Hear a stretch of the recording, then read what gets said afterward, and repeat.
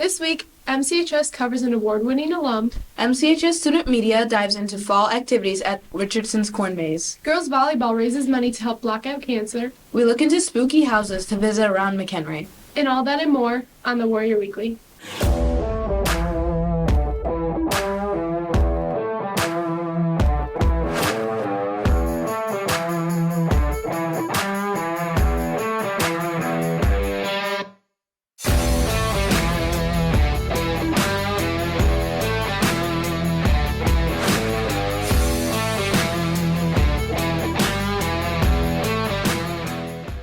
Good morning, Warriors, and welcome back to this year's 5th edition of the Warrior Weekly. Presented by Warrior Student Media, I'm Sarah Zawadi-Chigozi. And I'm McKenna Harvey. This week we highlight the Grit Grant Award, Richardson's Corn Maze, girls volleyball, and decorated houses around McHenry.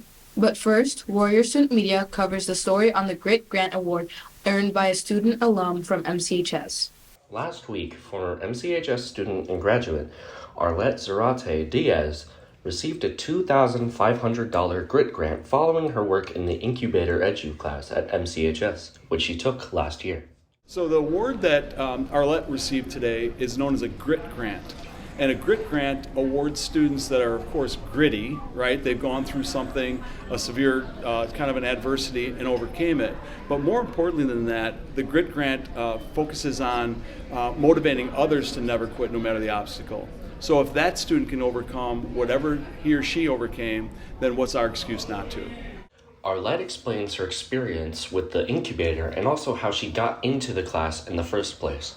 I was asking questions to my teachers. I was business class, and they showed me the incubator class, and they were showing all the skills that I can develop in, and that was something that I want to develop in.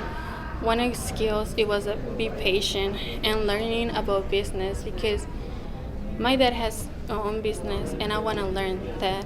So one day I want to have my own business. That's why I end up learning about the class.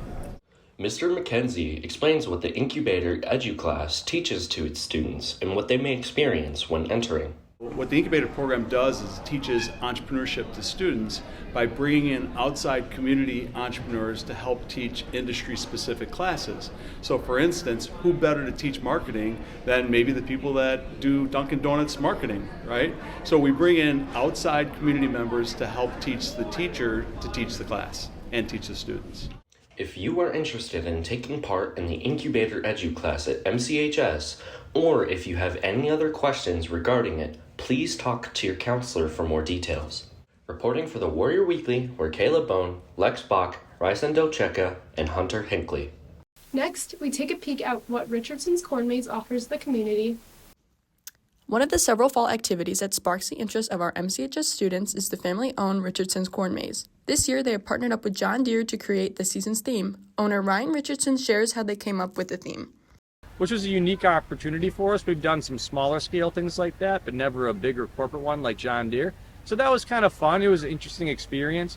So lots of times I just try to start with phase one. What's cool? What's happening in the local world that is going to be unique and relatable? There wasn't a really great one this year, actually. We kind of looked at Olympic themes and some stuff like that, but other corn mazes were doing Olympics around the country, and we saw John Deere. Well, you know, John Deere's great. We got John Deere tractors. It's agriculture. Why not? Richardson's farm has been around for many decades. Owner George Richardson explains why the farm continues to reopen every year. Well, it gives me great joy to entertain people. I feel entertainment has a strong value in actually the world. It's something that kind of relieves us from our daily grind and our stresses and stuff like that. It's just fun, enjoyable, entertaining. I'm motivated to keep it going because it brings me joy, and it is a successful business. The farm needs a lot of hands in order to stay on track. Ryan shares the many moving parts of the Richardson staff and what it takes to stay in operation. I cannot do the place by myself anymore. There is loosely 3 departments that operate here, pretty much indoor buildings, admissions, and then outdoor operations. All these kind of nitty-gritty jobs or details or things, security staff that's out, making sure everyone's behaving, keeping track of things, the games, the train ride, the carousels, the landing crew on the zip line, that all takes hours. That all takes hands. As the fall season comes to a close, it is safe to say that the farm will open again next year with the same excitement and enthusiasm. Reporting for the Warrior Weekly, we are Grace Summers, Sarah Zawede, Noah Outwater, and Nick Rammel. Next, girls volleyball share how they block out cancer and raise awareness. MCHS Girls Volleyball hosted their Blackout Cancer event. Athletic Director Chris Mattson further elaborates on what the event consists of. Yeah, our volleyball program put together a Blackout Cancer Night for the month of breast cancer and cancer awareness, and so it went to all benefits of cancer research and cancer kind of progress. It's just an awesome event. Raised $600+ that we're going to again give back to cancer research, and yeah, super proud of our volleyball program. They did an awesome job. The night wasn't only about raising money, it was also about remembering and celebrating breast cancer survivors. Senior Riley Tim Bruin and Sophie Zeba speaks about the importance of the event. It was this night that we did, and it was to raise money and awareness for cancer survivors. And one of the things we did was all the girls on the volleyball team handed out roses to people who are either fighting cancer or are survivors of cancer. What we did was every team, the freshman through varsity team, each team did a themed basket, and then people could raffle on it. So that was just a way we raised money, and then we also were selling shirts that people could buy, and the shirts were for breast cancer. Reporting for the Warrior Weekly were Allison Casey, McKenna Harvey, and Vanessa Otherton. Finally, students visit homemade haunted houses around McHenry.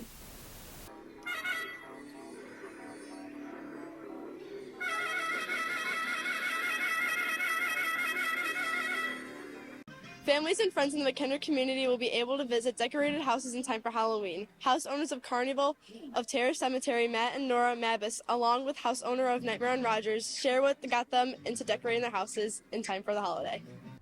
I've always liked Halloween growing up. Always been into like horror movies and stuff, so obviously as I grew older and got my own house and stuff, started decorating. My favorite part is when it's all done and it all comes together nicely. Yeah, I would say probably mine too. I mean, I like building stuff. It's, it's fun to do stuff with the family and build cool things for other people to enjoy. I love everything Halloween. It's, like how a lot of people enjoy Christmas. They always have great experiences. Mine was always Halloween. And I always thought as a kid, I'm going to do it and I'm going to make it big and however I want to do it. And it just kind of exploded over the years. We've been doing it this is our 11th year doing it here. So it gets bigger. Owners of Nightmare on Rogers elaborate on what it might be like for someone to get into the Halloween spirit. If they want to join or apply, it's all volunteer. I mean, we're not paying anybody to do it. Come and have fun. If you're under 18, we want your parents to come and at least say, hey, this is cool. They can come here and do whatever and just be respectful of people and the stuff. And so, yeah, I mean, it's open to anybody that wants to come and help scare or help give out the cookies or anything. And it's just a bunch of group of us crazy people that just, open our front yards, our backyards to the public, and we're able to just walk through and just enjoy Halloween just like it should be. House owners at Pirate at Shipwreck Cove, Scott Anderson explains how these decorations are different from others. We like adding something every year. This year we added the Kraken in the yard by the pirate ship, so it kind of looks like the Kraken attacked the pirate ship.